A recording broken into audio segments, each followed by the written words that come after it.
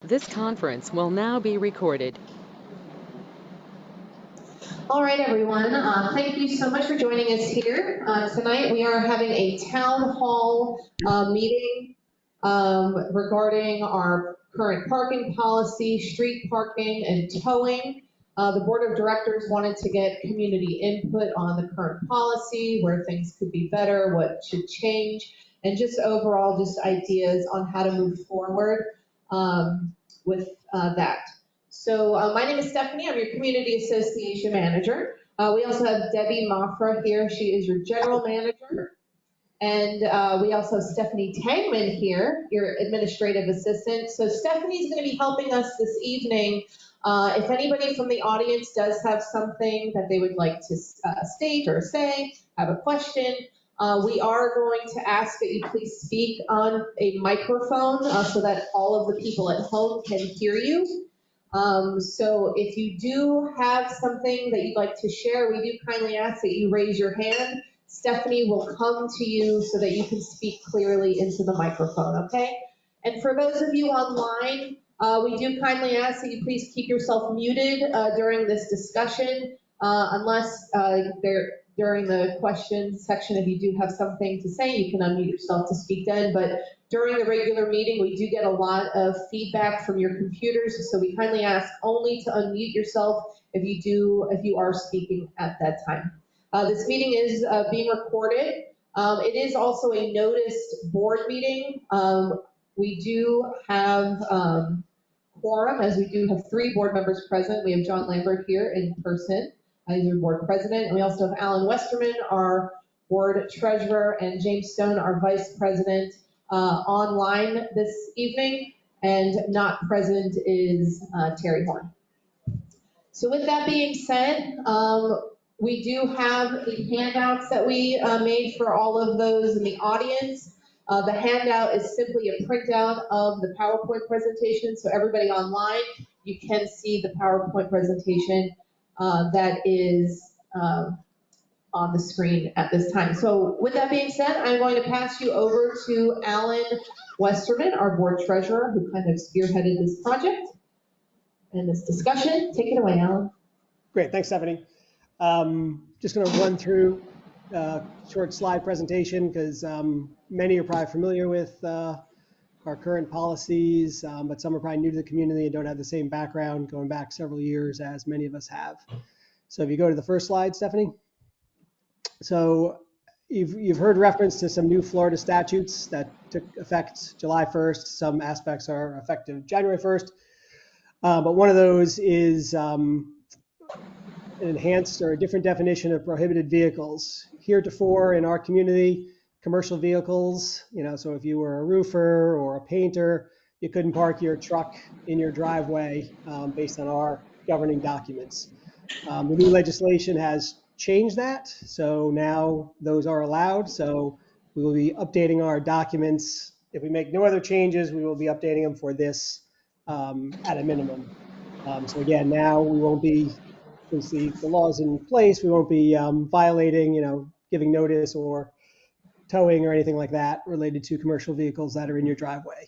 Now, similar things still apply, like it can't stick out into the road, it can't block the sidewalk, etc. So there are still some restrictions around commercial vehicles, but generally they're allowed to be parked in your driveway now. So that's the main required change that we're absolutely positively going to make in our governing documents. Next slide. So sort of what brought us to this point is, we put in a sort of new towing street parking policy a little over a year ago, and we've always said we revisit that periodically to see what was working, what was not working, and if there was a better option. So part of tonight is a discussion around, is there a better option or other options? So from a board perspective, kind of our goals and objectives are really compliance, not punishment. Same thing what we do with violations. We're not looking to fine people or to tow people. We honestly just want them to comply with what the documents say. And also we want to minimize unintended consequences. So we don't want to incorrectly tow cars. We allow certain vendors to park in the streets now when we're doing services. Not all vendors tag their vehicles as, sort of service or business vehicles. So we want to ensure that we don't, tow things incorrectly and avoid that. because there is a financial impact. If we tow somebody incorrectly, have to reimburse the owner or the business individual for that fee they incur from the tow company. We might be able to recover from the tow company, but more likely than not, we may not be able to. So the issues that we continue to face is some owners do willfully and continually ignore no street parking rules. So even though we all signed up with our documents when we purchased our homes, not everybody's following those documents. Some probably don't think that they're good rules, et cetera. But regardless, we have continuing issues. And really, without punitive measures, i.e. towing, we don't think behavior will change. So while again, our objective is not to punish, without sort of that stick hanging overhead, we're not sure that behavior will change where it needs to. And then the North Pool amenity, has parking spaces around there that in theory are supposed to be for the enjoyment of the amenity itself. But some of those are used for parking, where you don't have space in your driveway or garage. And there's some restrictions currently, but it's practically very hard to enforce those the way they're currently written. Next slide, Stephanie. So basically the current policy, just to recap quickly, we have an ability for owners to purchase hanging tags. And these are kind of like little scratch offs where you scratch the date and the year.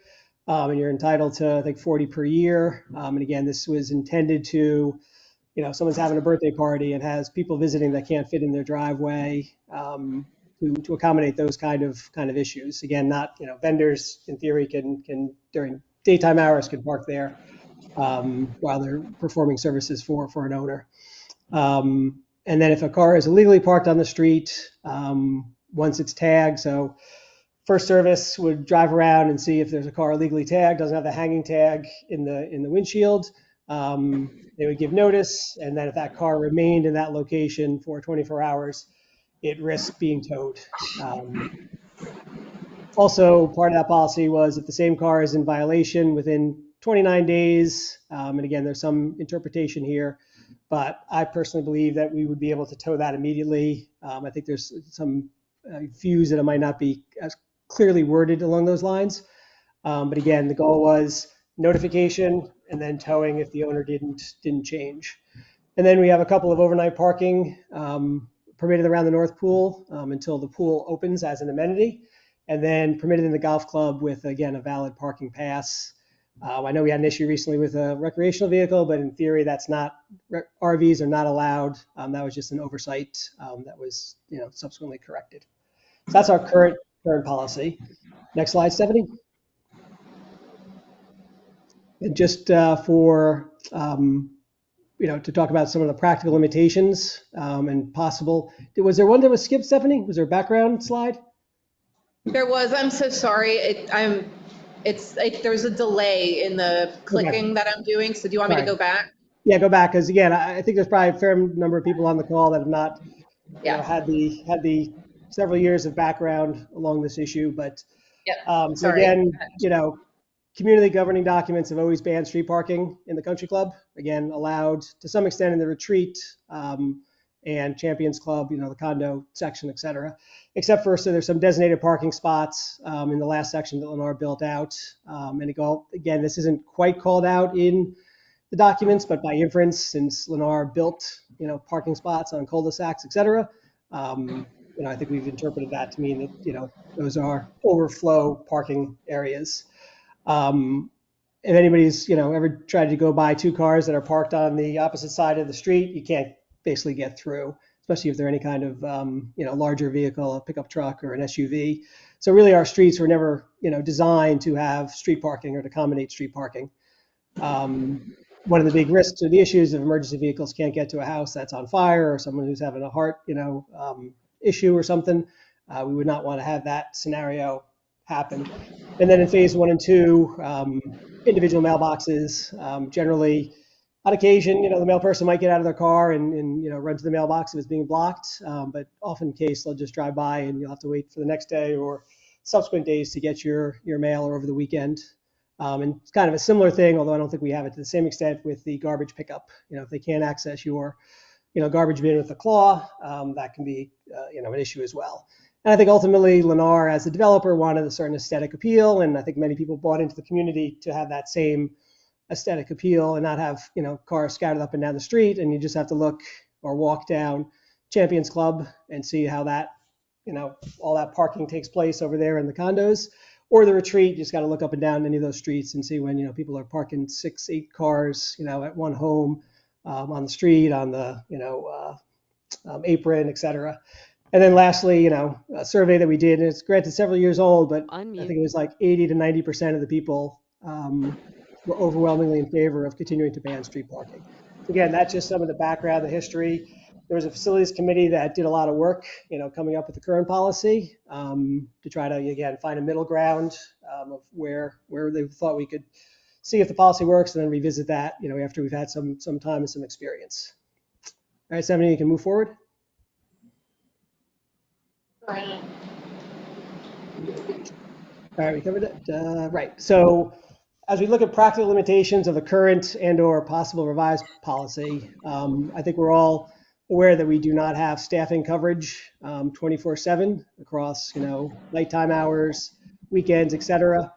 We did reach out to both First Service and Ramco for like a roaming patrol, and just the cost of that, in excess of $50,000 just is not warranted, given, it's not such a huge problem that we have to address, but just doesn't seem like anybody would sign up to spend that kind of money to address, periodic violations and issues with street parking. I think we can, the current policy gets us part of the way there, and maybe revised policy would help a little bit as well.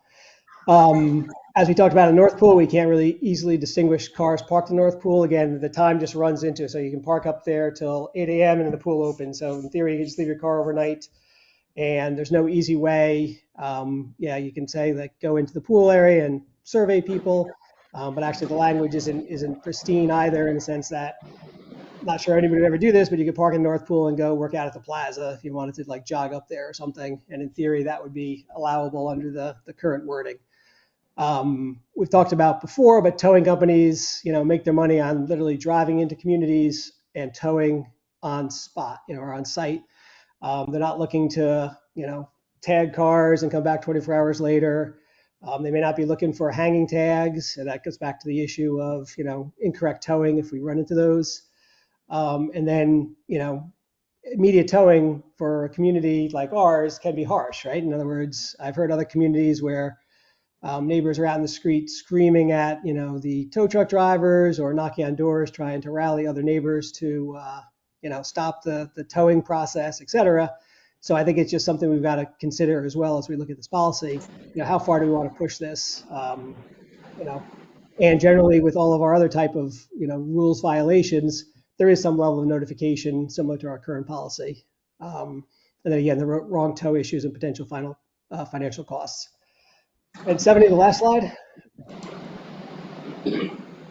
So then basically what we are considering, however, is removing the requirement to tag vehicles and give 24 hours notice. So again, we would have the flexibility to immediately tow. And again, we'd have to think about the spectrum on that as well. Do we just have a tow company drive through the community, or do we just have or assign like First Service to be able to literally call up, if there's an issue, go down that street, see it, call a tow company and get them over there in a, short time frame, just to give us additional flexibility that we don't have today. And then do we look to adjust the overnight parking so there's not, one doesn't roll into the other. So similar to like, anybody who lives around New York City or major, urban environment where they have alternate side of the street parking, they have an hour, time frame when you can't park on the left side, you have to get up and you have to move your car to the right side of the street. Kind of a similar thing. We'd have 1 hour on both ends, the opening and the evening, where, in theory, there should be no parking at the North Pool, and we would know if there were cars there that they would be subject to towing if we chose to do so. So I'm just going to pause there. I know that's a lot to digest. And I guess the last thing I will comment is, as we've talked about this at the board level, there is no perfect silver bullet, right? Because everything has, potential unintended consequences, or, taking us to a level of, immediate towing just creates a different vibe potentially in the community as well. Although I know that, it is frustrating for owners if there's constantly cars parked in front of their house that shouldn't be, et cetera, or if there's a safety issue.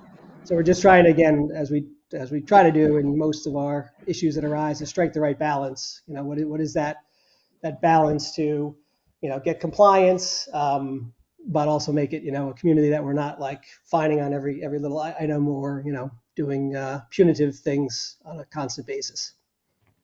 So I'll just stop there and we'll open it up for questions. And James or John, do you have any other comments to add before we?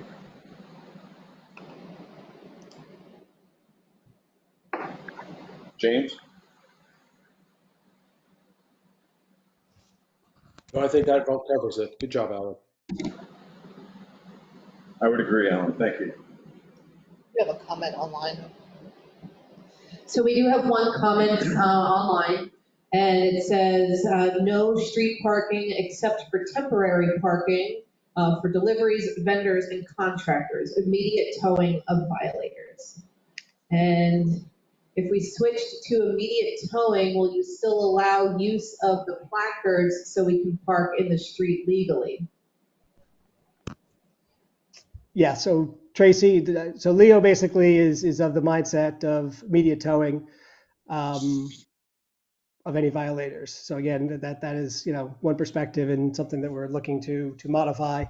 I think the only thing that we just want to be clear on, if we do move to that, it doesn't mean it will always happen, because again, you've got to get a tow company to, sign up for that. And also our legal counsel believes we probably need some additional signage if we're not going to do a notification kind of tagging thing. So, but this is the kind of feedback we're looking for to sort of figure out which path we need to go down.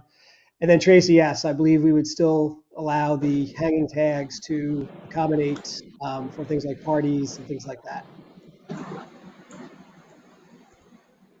Alan, to go back onto Leo's question or point there, the vendors, allowing them, the problem is we don't have all vendors with a display of a commercial vehicle on their car or truck. Pool guys just show up in a pickup truck. House cleaning, maybe in a car. So it's hard for us to actually know whose car or what that is. So that's where we run into a little challenge there. But point is taken.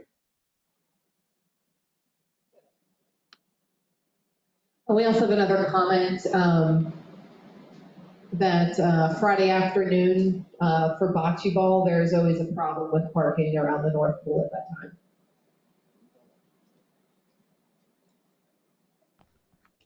And Robin, on that one, do you sense that that's because there's a lot of people in the pool, or that's just because people have left their cars there that should be parked elsewhere? Or not sure? No, I there probably are should type that in the message, but. there are people there that are parked that shouldn't be parked there, that are parked there 24/7 every Friday. And we have, when we're there, we have people coming from the other side to play bocce. So there's nowhere to park because all the spots are taken. So sometimes I'll tell them just go park in my driveway. Right. And that's one of the concerns we've heard is that, so I live over in phase 2. If I'm going to go use the North Pool, I have to drive, and if we don't have street parking and there's no spots available at the North Pool, then I'm kind of dependent on, hey, Robin, hey, Karen, hey, Kathy, whomever's, living in that area, can I use your driveway? Because, I want to come to the barbecue or I want to, come use the pool. That works, again, if you know somebody who lives nearby and has a driveway to accommodate it. But if it doesn't, then you're either parking somewhere illegally or you have to figure out how to walk and get over there. Thank you. We have a few more comments online. Do you have anything? Sorry, we're going to go to the comments in the room first. It's not easy, no matter which way you do it. The real problem seems to be overnight. Emergency vehicles could not get through if they ever wanted to on Trappers Trail. That is totally blocked just about every night. So I think it's more of an overnight issue. During the day, yes, they're going to come, they're not all going to be marked. Towing during the day doesn't really work. But it's the overnight where we really have a problem. And the mailbox, We have the no parking over on the north side. There's always somebody parked there, and that person has a driveway, doesn't have cars in their driveway, but they're parked there. Yeah, and on the flip side, like I've had homeowners also argue that, if there are parking spots available around the North Pool, why would you limit somebody from parking there if it's an available spot? That's just the flip side of the argument, so that would actually eliminate people from parking in the street if they were able to utilize the parking around the North Pool, as there are other spots around the community. We do have some other comments online. We should put no parking on the street, towing signs at least at the entrance gates. That way people are notified as they enter the community.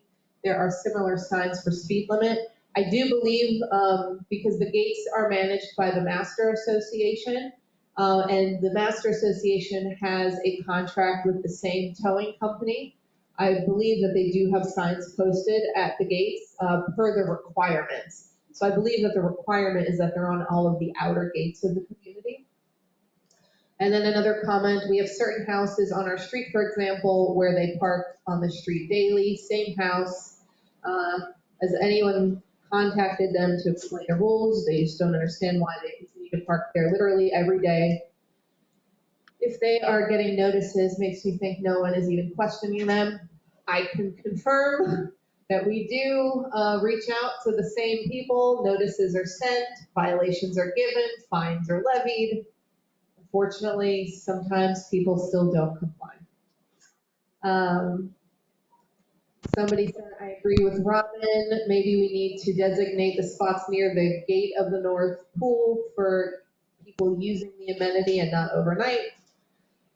Another comment, I was at the North Pool early this morning and most of the spots were taken. Are there any changes suggested for the extra spaces in Country Club 5? That's the Fallen Oak, Downswing, Lumpy Line, Croquet Court area.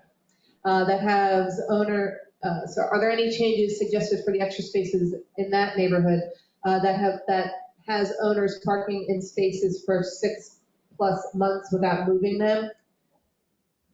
So there, I understand the concern. However, our documents state that any parking spots, except for the North Pool parking spots, any parking spots within the neighborhood are just free to park by whoever, guest, resident, it doesn't matter.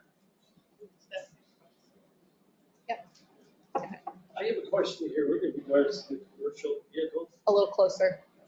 I have a question in regards to the commercial vehicles. Is there a length restriction or a height restriction? And the reason I ask that is because if you were an insulator, you could definitely have a box truck or an open truck with a high rack and you'd be 6-8 foot tall full of material equipment. And also if you're a concrete contractor, you can have a rack and you can fill up with chutes and drags and different items to start performing your job. And of course, you mentioned painters. Is there an aesthetic type of look here? I mean, a lot of painters I see when they have a truck, they're a little older and it looks like a rainbow, colors coming up the side of the back doors. I mean, is that something that us neighbors are going to have to endure? Because there's a neighbor that's a contractor. Now, I don't fault anybody for this because I've been in the construction field for many years myself. But I do know this, that when I parked the truck in my driveway, it was a very pleasant looking vehicle. You know, I mean, it was well grown, nice hubcaps on it, and it was not a high rack, and it wasn't filled with a bunch of equipment. Plus, when we talk about commercial, are we talking also that some of these, let's say a general contractor, and they have a tandem trailer, and they pull it up in their side driveway and park it there, or possibly even a roofer, he's got a tar buggy, park it in there because it sits on wheels. Is that considered a commercial vehicle, or is that just considered a piece of equipment? So those are all really good questions. So the new law surrounding the commercial vehicles is very specific on the guidelines. So traditional commercial vehicles like big trucks with ladders and racks and all of that, that is still not allowed. I don't have the specific wording in front of me right now, but there are very specific guidelines surrounding it. So what it really means is if a homeowner is a realtor and they have a sticker on the side of their car advertising their realtor business, we cannot stop that. But we are able to stop traditional commercial vehicles with the racks and the hooks and the ladders and the trailers. Those are not allowed. But if somebody owns a pool cleaning business and the sticker is on the side of their car, or their car has a wrapping for their pool business advertised, we cannot stop that. Okay, aesthetically, does it have to be presentable? I feel like the example of going out, you have a painter and he's got a 10-year-old truck, and of course, there's tens of thousands of gallons of paint coming out their front side door. Maybe spills. Us neighbors, do we have to look at that? So I think that's something that we need Driveway? to, yeah, I think that that's something that we will need to review, and the board will need to come up with guidelines around that, because the new law does have very specific guidelines, so we'll just need to look at that and see if that's something that we can implement. And lastly, when I was talking about the equipment, is that considered a commercial vehicle? If you have a can of dump, if you pull up and drive and set it there park? Yeah, no trailers and I'm seeing it as a hitch, piece of equipment. like the hitches and the toes and the trailers are still not allowed. We do have some more comments online. Cars parked on the street overnight should be towed on the spot. There are no contractors, cleaning crews, etc. working at midnight. There are no signs at the gates for the north community. Take a look at that. I don't know if that's an exterior gate. I have to take a look, but again, the gates are managed by the Master Association, so all of the signage on those gates would belong to the Master Association. So all of the towing signs that we do see within the community, those are from the Master Association, and that's simply because they manage the gates, and we do have a contract with the same towing company. And another comment, the signs can be installed, can be inside the community a few yards after the gates, so we don't have to depend on the Master Association for posting them on the gates themselves. Yeah, Stephanie, on that one, I think we'll just, we might run that by legal counsel, but I tend to agree with Christian that, we should probably have our own signage, just to make sure we've, especially if we ever move away to a different tow company or, one of the things that I want to, find out when we, talk to towing companies is there's booting versus towing. And it seems less invasive if you can boot a car, and just put the thing where the car can't move over the tire than if you physically take it off property and somebody has to go chase it down for 25 miles away, et cetera. But yeah, I think we need to, so one thing I'll do is I'll make sure we download the comments before we're done here, even though they show up on the recording, I believe, but you have to scroll, et cetera. Because I think these are the things we should consider as part of the policy.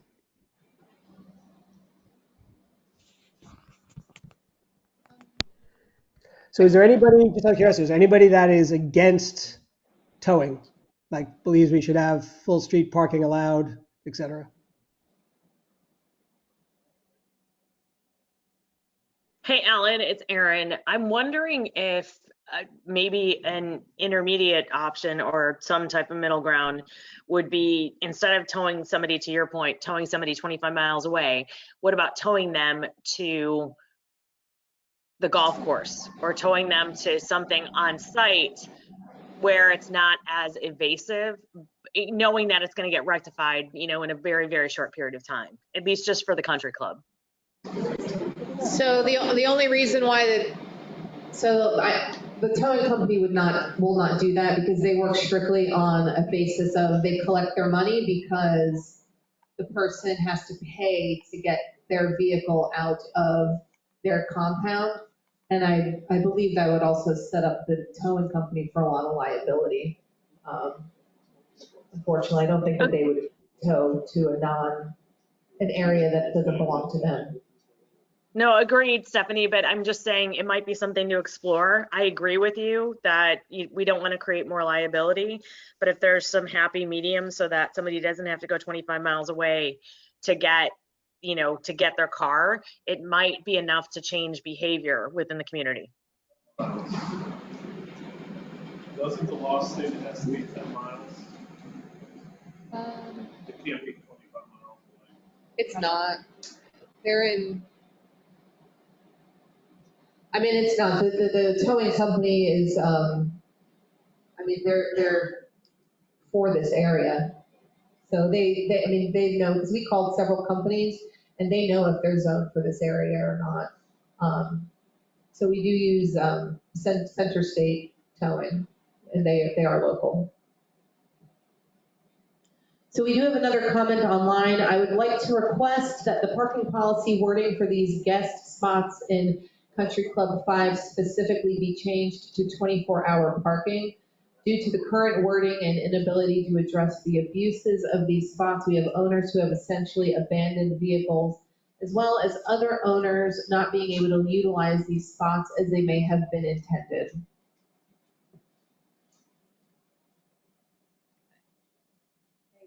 Just two comments, sorry. The first one about the question about should we, or is it possible to tow people to the country club area? I think a lot of people would agree with me. If we're gonna tow, it doesn't need to be convenient. I mean, obviously 25 miles away is too far, but the purpose of this is to make a statement. My other comment in general is just, I don't think it would be easy, so to speak, to tow people during the day because of, like we discussed, you've got tow companies that may be a little tow happy, or you've got, workers and so forth. However, I think that we would have a better opportunity to tow after hours if we have a tow company even that comes in at 5 o'clock in the morning. Clearly, they're going to see the Jew's going to be on the window and so forth, so that might be a better option as far as automatic towing. Only have it during the overnight hours. Just a thought. So I just confirmed the area where they bring the vehicles to is 13 miles away.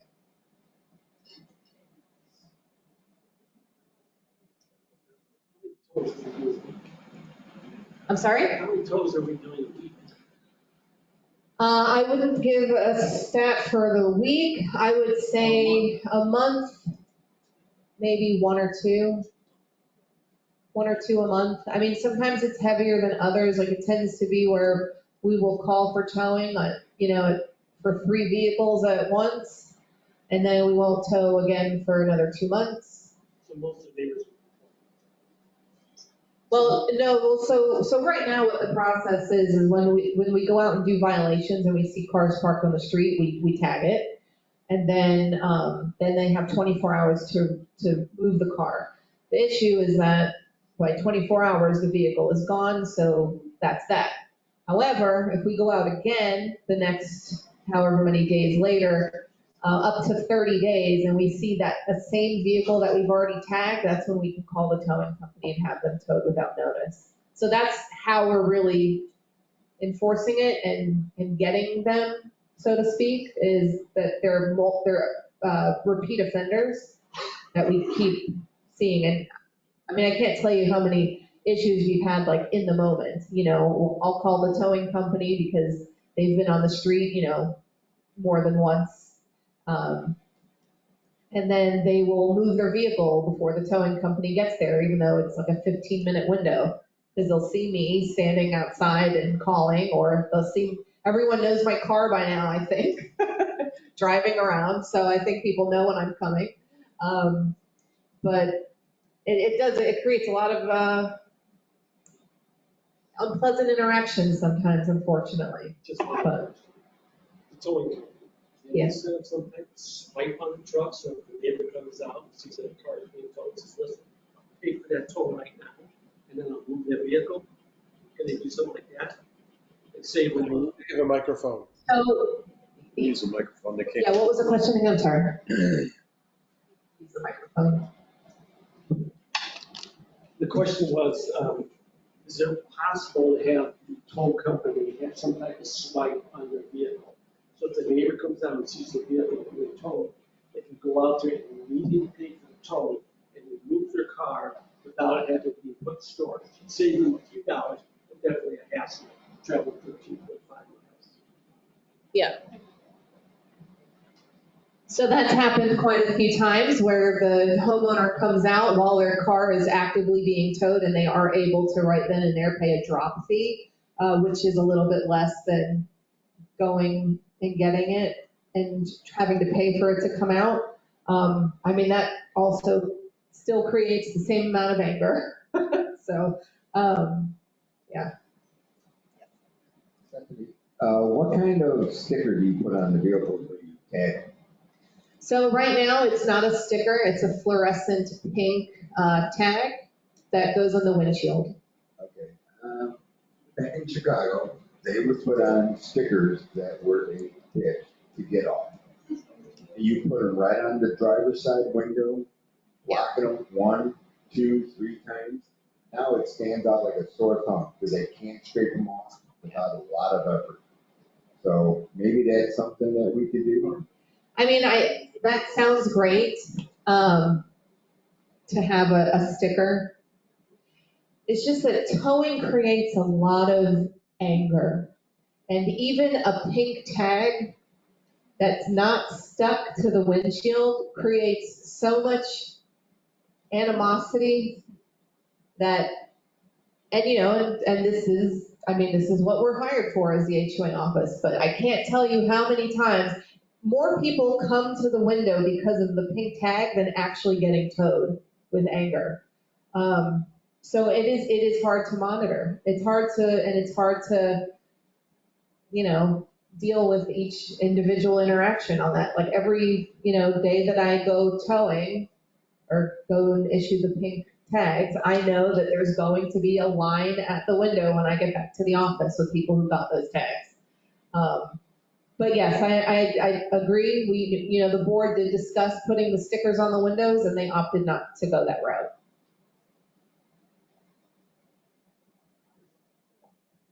I think the main problem is A little closer. there's no enforcement of it whatsoever.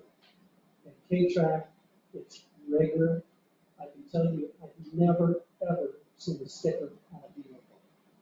So you can't be doing any towing if you don't have stickers. And like I say, as I drive by, see the vehicles, I've never seen a sticker on a vehicle. The other thing is that you've got people parking on the sidewalks and blocking them on a regular basis. And that's a whole different violation, but again, I told your scooter guy about it. What it amounts to is it has not made any difference. There's new people in the neighborhood and they're parking, blocking the sidewalk each day. So all of this, unless we're gonna have some enforcement, there's no use wasting our time. So we need to go ahead and revise it to something that you will actually go ahead and implement. We do have quite a few comments online, so I'd just like to get to some of those. One, I live in Country Club North Villas, and I want to make a couple of points. Very rarely have I seen every spot taken at the North Pool minus an event, when an event is taking place. We are out walking my dog throughout the day, and it is extremely rare that all spots are taken. Number two, a lot of the spots taken are from the homes with full and or double driveways with plenty of room to park your vehicle. Next, if you start towing immediately, you would just have to you just have the tow company show up and tow, or would the owners be able to report vehicles? I can answer that right now. Hope the towing company will not respond to a homeowner calling. They will only respond to the management company to tow a vehicle. Or they can, but homeowners are encouraged to report it to us and then we can make that call. I noticed many people parking in front of their driveway, parking their vehicles between the sidewalk and the street with their vehicle being parallel with the street. Is this allowed? No, it's not. And when we see this, we do issue violations. They used to put a sticker on the car that you could not get off and people were livid. Those hard to remove stickers are a very good idea. I saw it in other communities and it works well. It is done in many other communities. It seems to me the only way to change behavior is to be very cut and dry with the policy. If we tow for illegal street parking, we need to tow without any concerns for the violator's convenience. Tough subject, but you are all being very courageous, which I appreciate. And people should not be allowed to come to the window to complain about them violating the bylaws. They should have privileges removed if they do that. In one condo we had a fine system that doubled on each other, $50 for the first offense, $100 for the second offense, $200 for the third, $400 for the fourth. That should be one method to help change behavior. I had a couple of thoughts. The first is that whenever we purchase in this community, We know how many garage spaces we have. We know how many parking spaces we have that will fit in our driveway. It is a choice if we choose to use our garage as storage versus having our vehicles in it. It's a choice that we made when we purchased in this community. We see it all the time on Palmetto Dunes. There's one house in particular, super nice family, very, very nice family. They have one vehicle. Their 2-car garage is empty. Sometimes they park it in there, sometimes they park it in the driveway. But oftentimes, they will have 3 and 4 vehicles come to visit, and they do not park in their driveway. They park on Palmetto Dunes. They have 4 parking spaces, and they'll have 4 or 5 vehicles, but they're all on the road for whatever reason. So I think I agree with this gentleman. It's being abused because it's not being enforced. They have multiple opportunities, multiple chances before anything happens. I love Alan's idea about the booze. That way people aren't exactly being towed, but they are being inconvenienced. And they are going to have to pay a fine before the boot is removed. So their car isn't being relocated, but they are being inconvenienced by not being able to use it. I think 24 hours notice is way, way too generous. If they're violating it, they're violating it. And then as far as north side, someone else I think online had mentioned having a 24-hour time frame on being in a parking space, and that would certainly eliminate the vehicle that's been parked in the same spot for 6 months, and it would give owners in there that do have friends and guests and visitors coming over an opportunity to at least have some spaces open to them. But if we don't do something, it's just going to continue. Just to kind of piggyback off of that, I don't want to sound like a broken record, because it sounds like we're on the same page. People know you're not calling someone at night because they're doing it nights and weekends. Every time, same houses, nothing ever happens, and they know that. And if you start towing it, maybe they'll reduce. But I think if we don't have people to man it at night, then we need to do something random. Maybe one day a week, when there's people all the time, and they come around and they start towing people and do it random. Don't tell people. That's going to get the word out. And knowing that they park on the street, they can have people to come back. That's the only way it's going to work.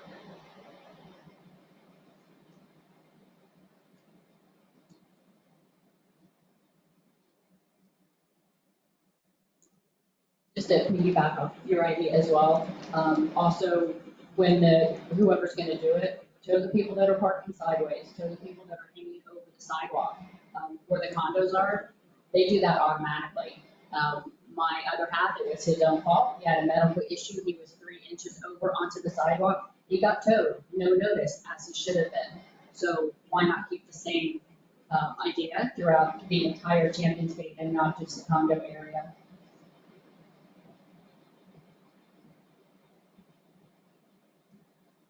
Some more comments online. Selective enforcement is not good. I believe that the residents should be acknowledging an annual attesting as to rules, and if they are in violation, then they need to deal with the consequences. It is costing us more money to try and find a happy medium. Rules without enforcement don't mean anything, and unfortunately people imitate each other when they see others breaking the rules without consequences.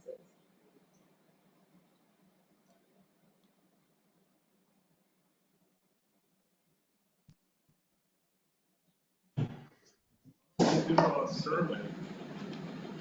Put out another survey. Say, what do you guys want to do? Give us options. Say option A, option B, option C.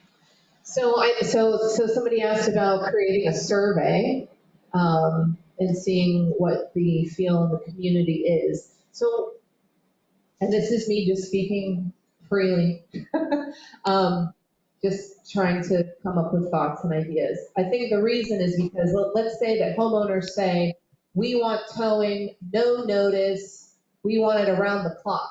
The point is that right now there is not enough staffing to monitor the type of enforcement that the community would want.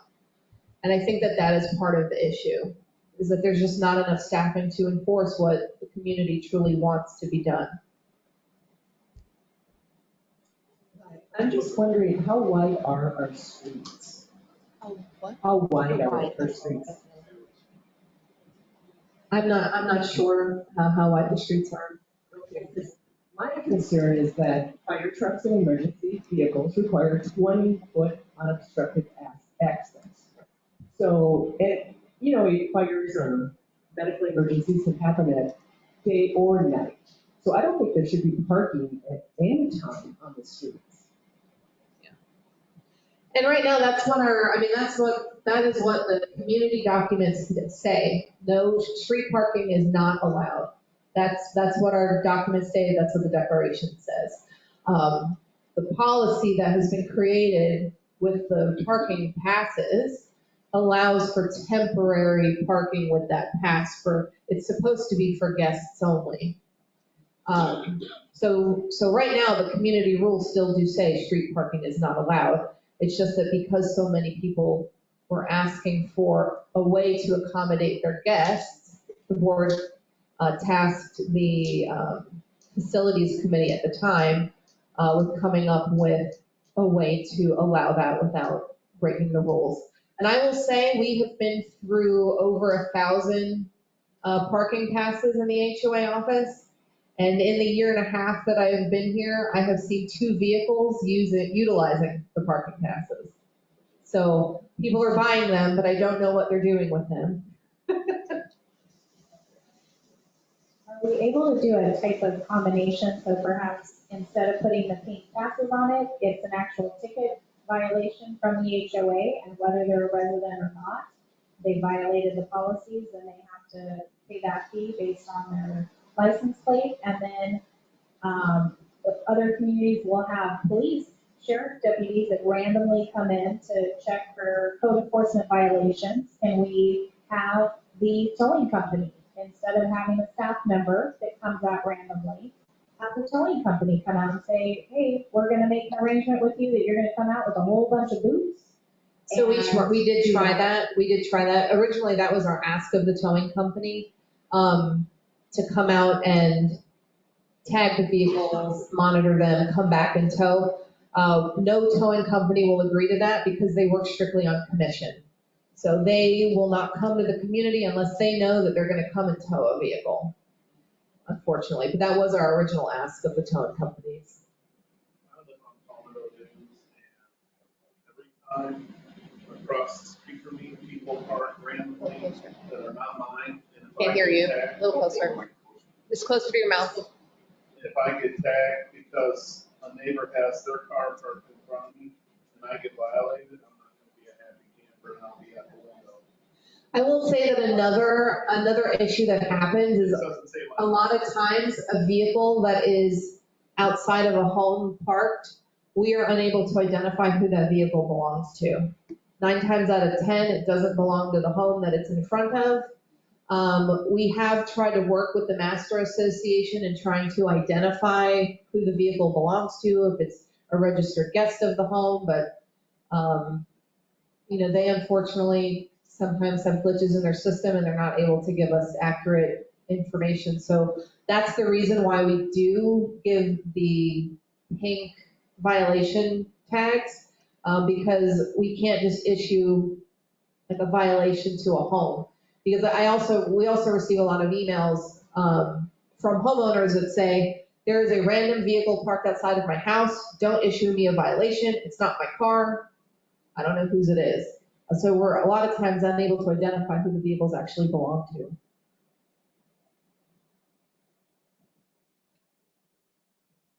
I hate to do this, but I don't like bad facts being put out there. Fire lanes and access roads must be 20 feet. What you were saying is not applied to residential areas. So there's no 20-foot limit to the statute. Right. Right, no, that's a statute. The statute says that fire access roads and emergency lanes. It does not pertain to residential streets. No, there's no 20-foot requirement. For a street or cars, there's no, I know what you're trying to say. There's no, the way you said it, the fire trucks coming here must have 20 feet. They don't. Nope, that's not how the statute's written. The statute's only, they don't need 20 feet. There's no fire truck that's 20 foot wide. That's different. Okay, that's different. And believe me, they want to get somewhere, they're gonna get somewhere. Okay? And I'm the next medic, and then the next cop, okay? No, we can get somewhere, we get somewhere. Okay, but I just want to I don't want in people's minds that the streets have to be 20 feet wide. I don't want that. That's something different. That's something different. In the condos, when they need to get there, they get there, they don't get who they hit. So we just have a few more comments online. We should not let perfect be the enemy of good. Let's start towing on the spot at night, not around the clock, but in the beginning, and build on that. There's no legitimate reason for cars to be on the street in the middle of the night. Plus, let's keep issuing violations for repeat offenders with known identities and addresses. On Black Wolf Run Road, where I live and drive on every day, the offenders are the same houses. I know snitches get stitches, but let me know if you need info, wink, wink. I believe the majority of the residents are saying the same thing. Tow if people violate the rules. We have offered parking passes to use for guests to accommodate residents, which is fair. I agree that starting towing at night sounds necessary. If Champions Club, Country Club, and Master have the same towing company, why can't we all partner together? So what is the equitable to the tow company? They should follow the rules for enforcement, and they will make their commission and hopefully change behavior.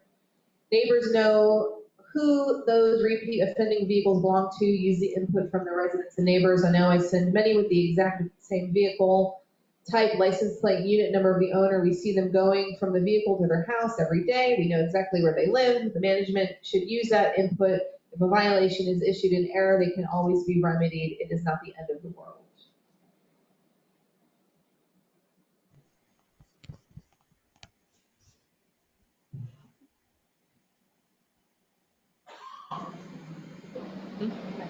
Well, thank you, everybody. Stephanie, it's Erin. Thanks for reading that. I just want to add to what you just said, and I saw Ellen. So I know some of the challenges just being on the master that, the tow companies need to make their money. Get it. And, we definitely want them to enforce the rules.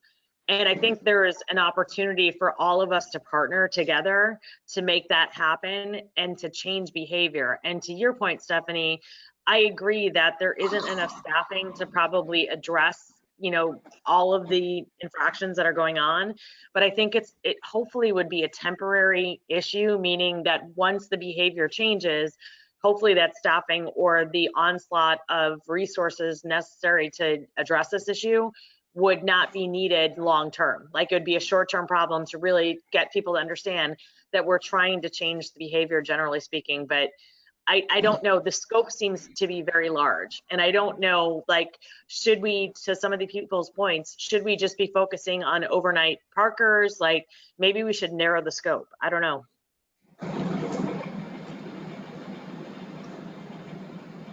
Thank you. Are there any other comments from the audience here?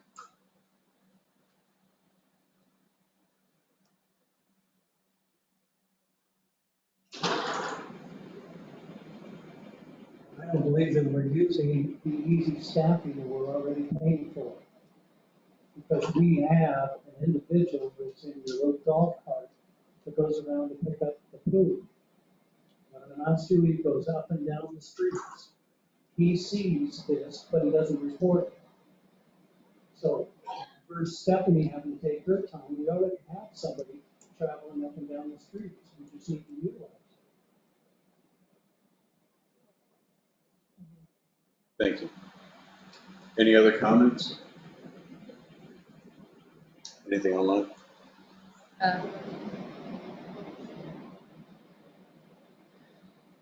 Yeah. So somebody's asking, can the passes be good for overnight? Our kids came to visit and stayed for a couple of nights. Would they get towed even with a pass?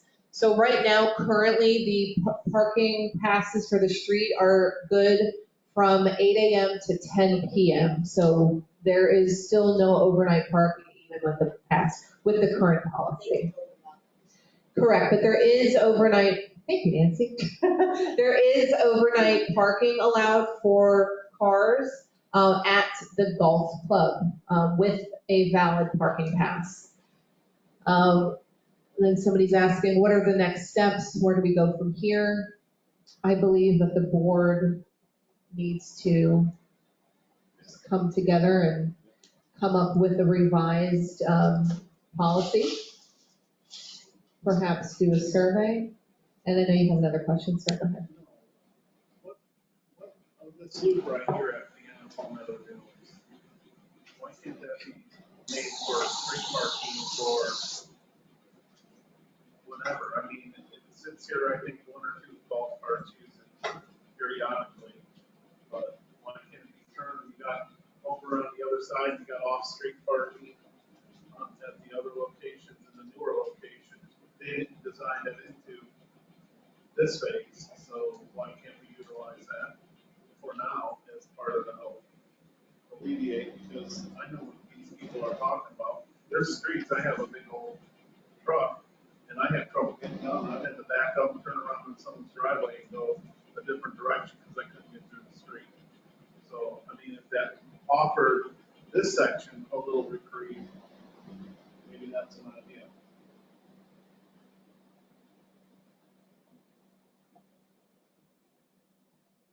Thank you. Alan, James, do you have anything you'd like to say? We have one more from Gene over here. Oh, we do have one Yeah. question, sorry. Just wondering, are there any restrictions on parking within a certain distance from an intersection? It's right outside the back of the house over here. Are you aware of that, Stephanie? I'm so sorry. If there's a restriction in regards to distance for parking at an intersection? I don't think that's outlined anywhere. That's something we can look into, but I'm not sure. I was thinking if you didn't have to hold signs, if you even just had the curbs painted a color red or something, just so far from each intersection to make sure people can make the turns, nobody ever parks even with the parking pass in those spots where it might be in the way of a turn. Thank you. I just have one comment. We have Ramco, we pay them a lot of money. Why can they not periodically at night drive around and check the phone call? I can answer that. That's a good question. Somebody asked why we have Ramco, why can we not utilize them? So Ramco works for the Master Association. When we did start this research, we did get several proposals from companies about doing rounds for us, and Ramco was one of the companies, and their bid came in at around $50,000 for 24 hours a week. So it wasn't really feasible at the time.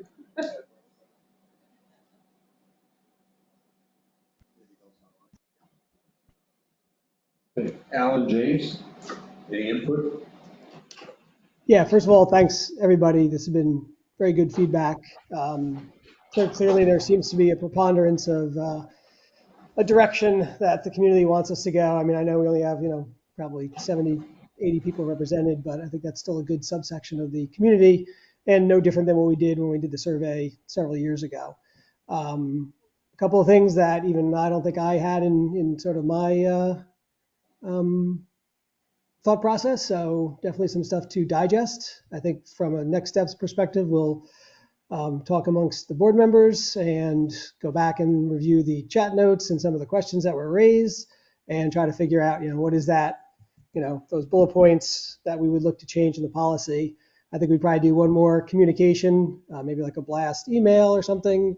I'm not a huge fan of the survey because, again, I think you've got to structure your questions very carefully to get meaningful results. But I think we can sort of lay out, here's what we are planning to do, and, object now or forever hold your peace. And then we would, schedule a future board meeting that actually might be the next board of directors. So again, direction could change, but I don't think it would, to actually, put this into the actual documents, have a vote, et cetera.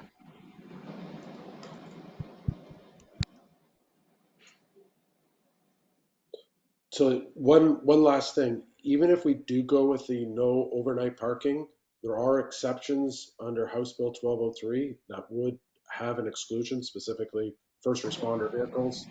So we just have to keep that in mind. If you're seeing a vehicle on the street, it may be allowed. So just, we'll cover that off when we get to writing this, but let's make sure we all start to look at the 1203 because there are some specific limitations that we will have.